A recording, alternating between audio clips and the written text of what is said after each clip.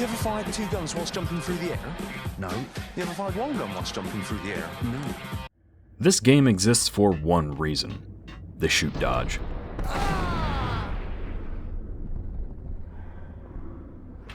This is Max Payne, Remedy's classic third-person shooter from 2001. Okay, you know what that means. I picked up Max Payne from a Steam bundle, and as I usually do, I checked the sacred text of holy knowledge on PC Gaming Wiki, and Jesus Christ, there's so much shit! And guides on how to fix it look like a fucking process. At this point, my eyes just kinda glazed over, so I was really happy to find this. I just ran the EXE and it worked. Thanks Dark J. But now we can come at you live in 720p. Yeah, it's not perfect. The most obvious thing is whatever this is. It might not even show up on YouTube at all. It kinda looks like aliasing artifacts, but I don't care.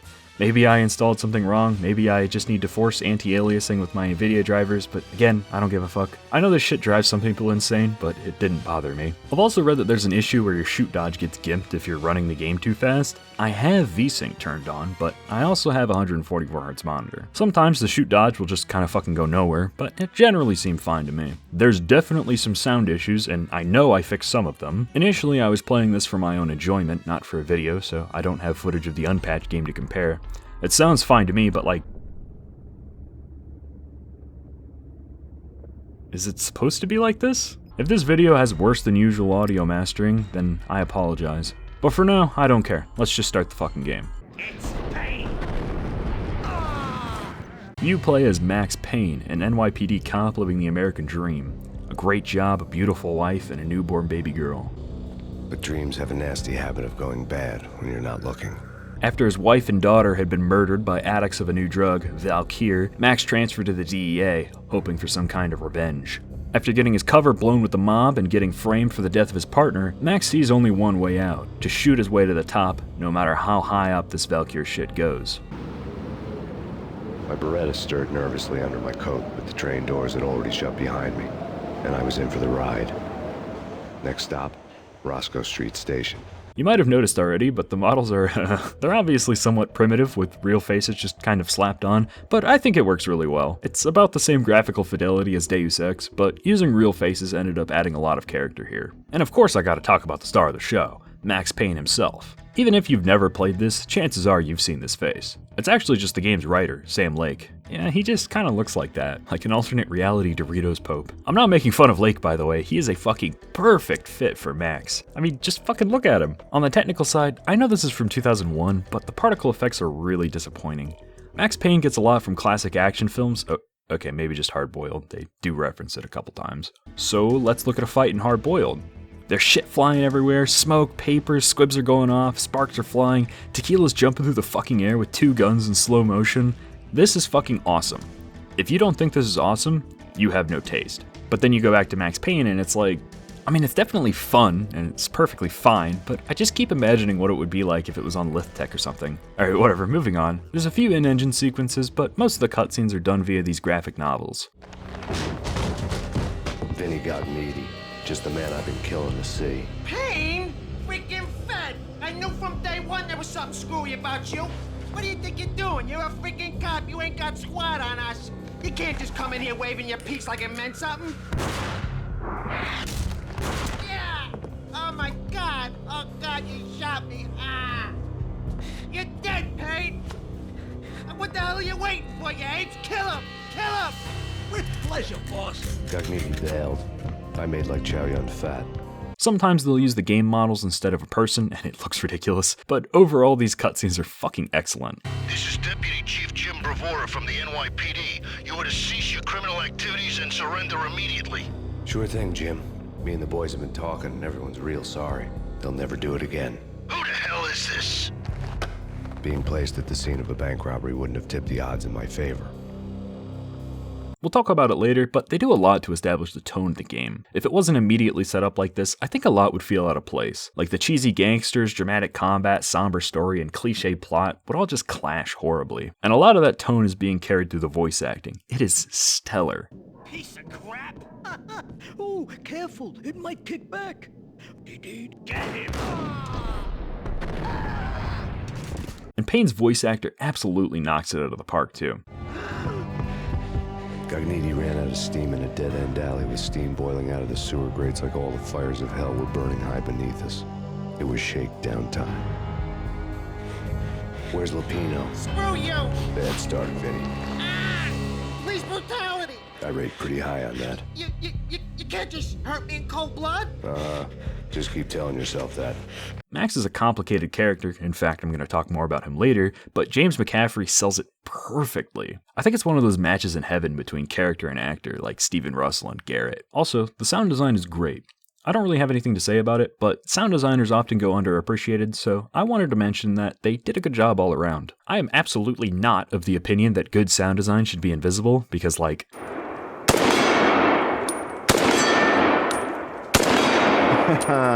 Get ready for the ping!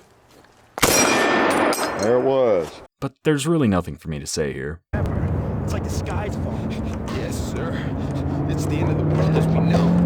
And I don't feel fine. I don't feel anything. Not a thing. I'm freezing my butt off. Oh, that was a setup for a punchline.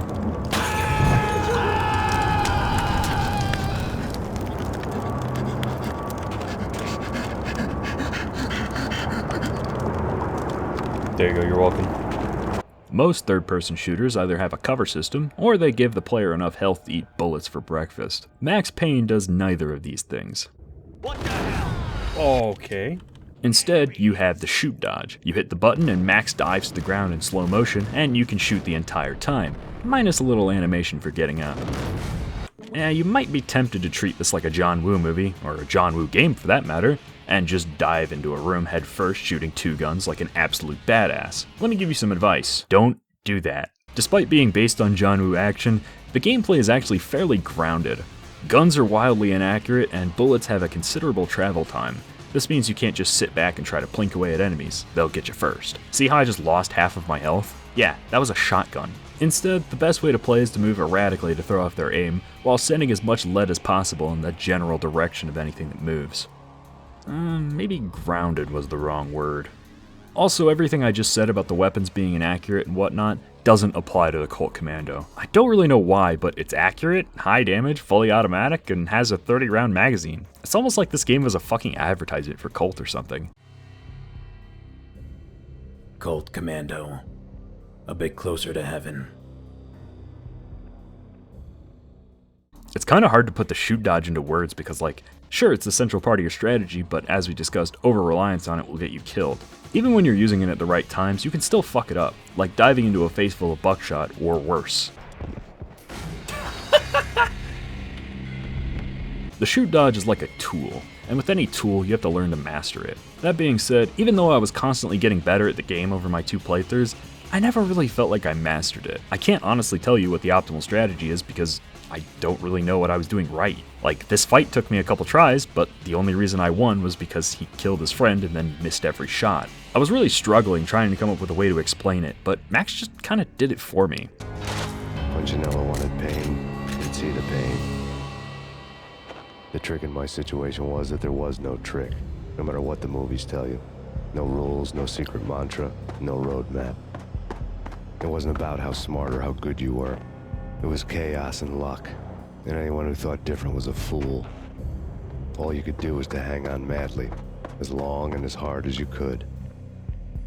Well, luck and a shitload of painkillers.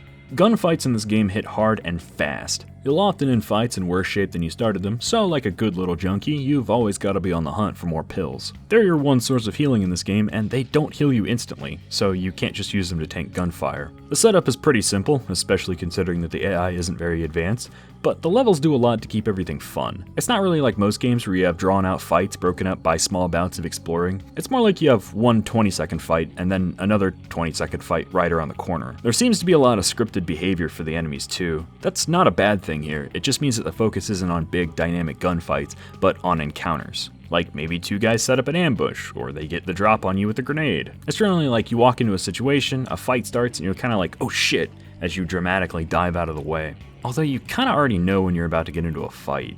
The general rule is, if it looks like a good spot for a level trigger, the level designer thought so too. This meant that I kinda went through the game quick-saving after every fight, and sometimes even multiple times per fight. Occasionally I'd realize that I'd quick-saved at the wrong time, like with this guy. He actually wasn't a threat, but I wasn't satisfied with just killing him. I wanted to see if I could figure out the optimal solution. I didn't really think about how excessive my constant quick-saving was until I started writing about it. You could say it's save scumming and that I'm just bad, but I don't know how you're supposed to use the save system. If they had an autosave or a checkpoint system, I would abide by that, but they don't. Also, fuck the blood maze.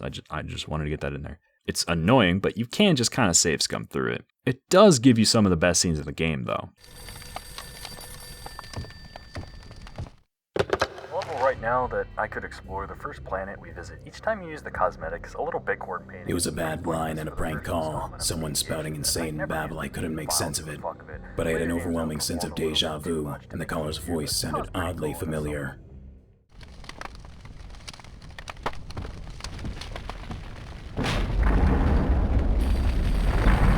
The weird piece of paper looked dangerous. There was something disturbingly familiar about the letter before me. The handwriting was all pretty curves. You're in a YouTube video, Max. The truth hit me like it just smashed a fat like button. Bell notifications hanging in the air glimpsed out of the corner of my eye. Endless calls to like and subscribe. The video slowing down to plug their awful channel. The paranoid feeling of someone recording me, taking notes after every step.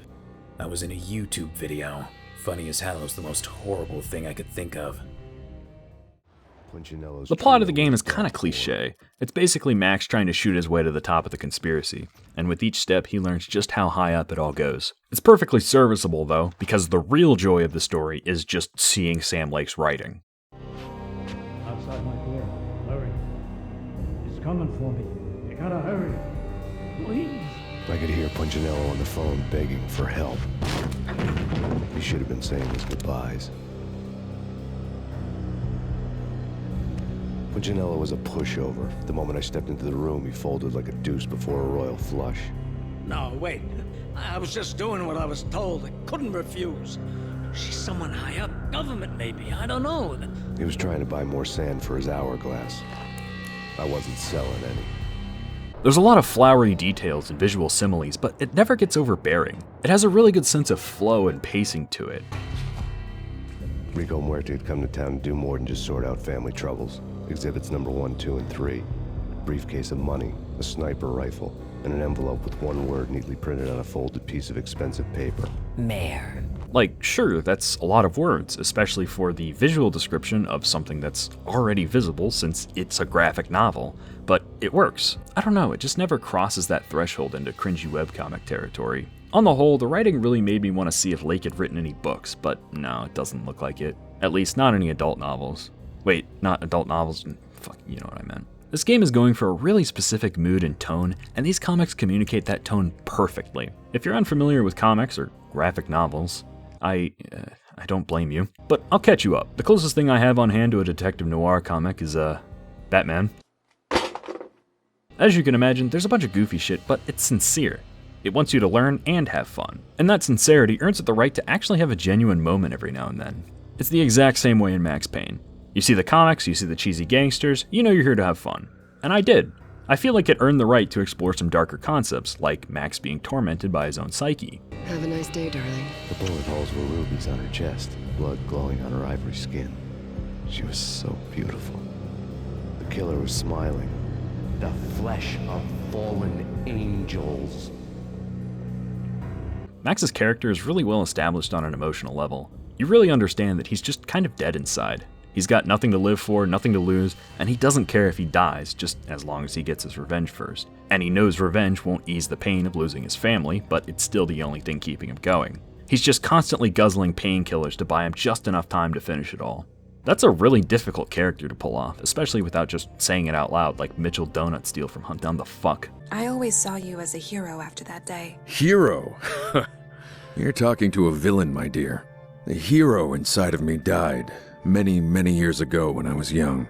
You fucked up my face. But yeah, that was Max Payne. It instantly established itself as a gaming classic with its excellent atmosphere and writing, as well as its unique approach to shooters that's never really been replicated in another franchise. I mean, Fear has similar gunplay, but that's more of a tactical shooter, And John Woo's Stranglehold is really similar, but I don't really think that counts. The game goes on sale pretty regularly, so I definitely recommend checking it out.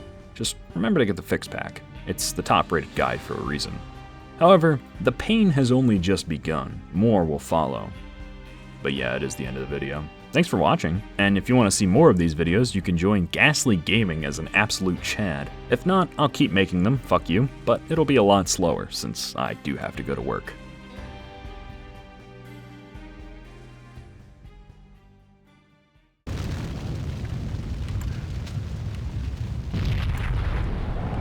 Whoa!